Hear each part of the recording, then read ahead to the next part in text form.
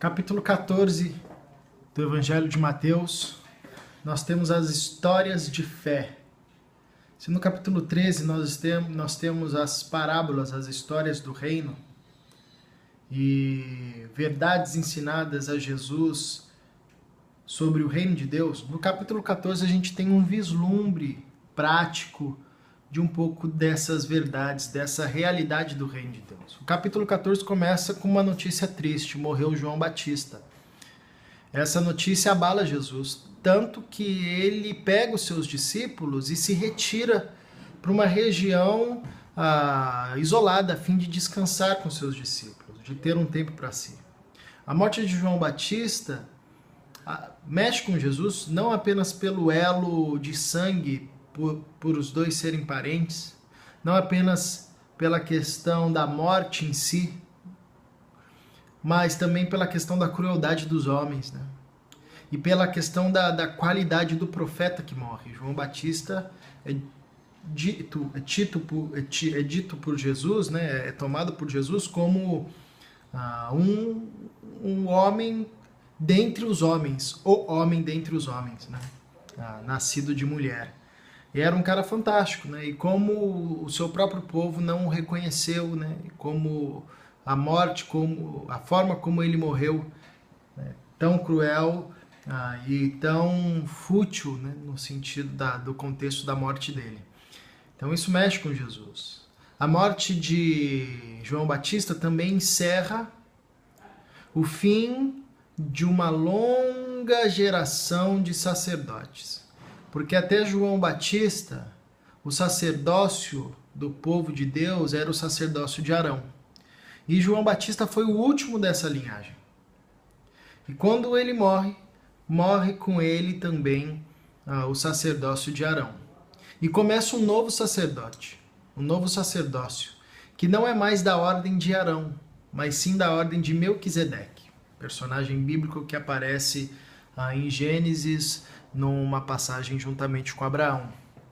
E o sacerdócio de Melquisedeque, que é anterior ao sacerdócio de Arão, ele é uma geração onde só existem sacerdotes.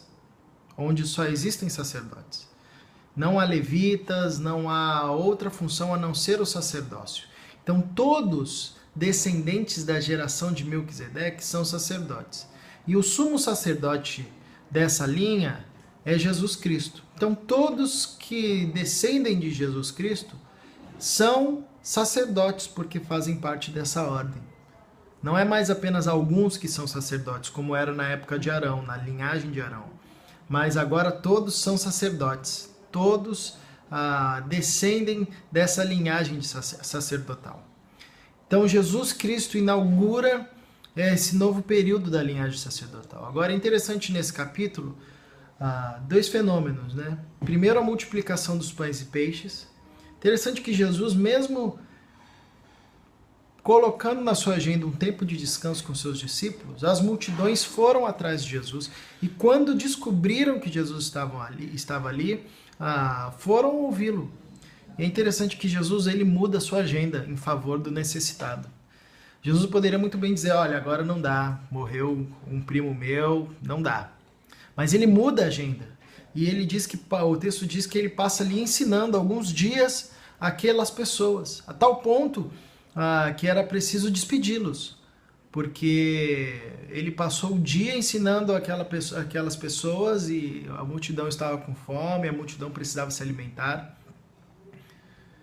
E o texto diz que eles não tinham que alimentar aquela multidão a não ser 5 pães e 2 peixinhos. E aí entra um movimento interessante, que é o movimento que Jesus faz, que nos ensina sobre o movimento da graça. E qual é o movimento da graça que Jesus faz nesse texto? O movimento da graça consiste em pegar o alimento, agradecer ao Pai e partilhar.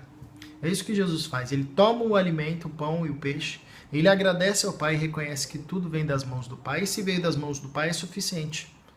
Vai dar para sustentar, seja 5 ou 5 mil pessoas. Se veio da mão do Pai é suficiente. E ele partilha. Esse movimento é a antítese do movimento da queda. O movimento da queda, lembra da mulher pegando o fruto, comendo para si e depois partilhando. Não tem o movimento de dar graças ao Pai porque não é um movimento legítimo, é um movimento de desobediência. Em Jesus nós vemos o movimento da graça. Ele pega o alimento, ele agradece ao Pai e partilha. E quando ele partilha, todo mundo se alimenta. Mais de 12 mil pessoas. Entre homens, mulheres e crianças. Mais de 12 mil pessoas. Por quê? Como que isso? Qual é o milagre? É o milagre da generosidade.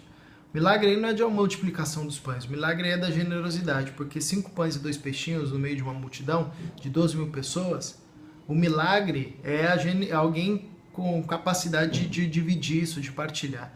E Jesus faz isso, porque ele nos ensina que o que nós temos e colocamos à disposição de partilhar, Deus também se coloca à disposição em multiplicar.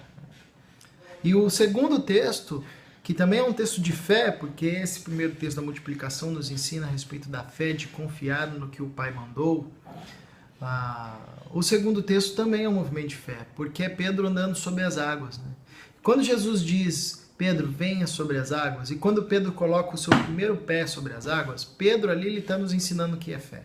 Porque Pedro era pescador e ele sabia que a água não aguenta algo com a densidade maior, né? E Pedro sabia que ele ia afundar. Pela lógica, pela racionalidade, isso era impossível. Mas quando ele coloca o primeiro pé na água, ele está aprendendo o que é fé. E fé é submeter a lógica e a razão à ordem de Jesus Cristo. E se Jesus Cristo diz, vem, então é porque é isso. Se o Pai mandou 5 pães e 2 peixinhos, então a gente sabe que é isso. A lógica vai dizer é impossível alimentar uma multidão com 5 pães e 2 peixes. A lógica vai dizer é impossível andar sobre as águas, mas a voz do Pai sempre vai dizer, venha, é possível, 2, seja generoso, ande sobre as águas. E fé é justamente esse movimento de submeter a lógica e a razão à perspectiva da fé. Por isso que esse capítulo conta sobre histórias de fé. Jesus chama os seus discípulos para uma caminhada de fé.